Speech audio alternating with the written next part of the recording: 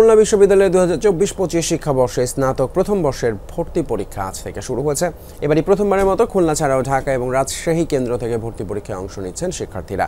এই বিষয়ে আরও জানতে আমাদের সঙ্গে এই মুহূর্তে সরাসরি যোগ দিচ্ছেন সহকর্মী প্রবীর বিশ্বাস। প্রবীর, পরীক্ষা এবার একটা প্রথমবারের মতো নতুনভাবে হচ্ছে, ঠিক কোন পদ্ধতিতে পরীক্ষাটা হচ্ছে যদি একটু বিস্তারিত বলেন? পরিবেশ কেমন দেখছেন?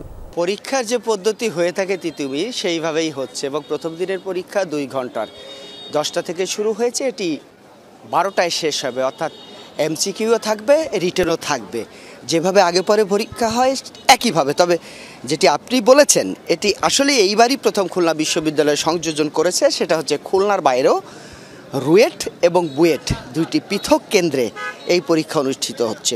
অপরদিকে খুলনা বিশ্ববিদ্যালয় ছাড়াও কিন্তু আরও 5টি কেন্দ্র রয়েছে। সেগুলো হচ্ছে দেলদার আহমেদ সরকারি মাধ্যমিক বিদ্যালয়, hope polytechnic institute, reverend Paul's high school, KCC women college ও সরকারি মহিলা কলেজ।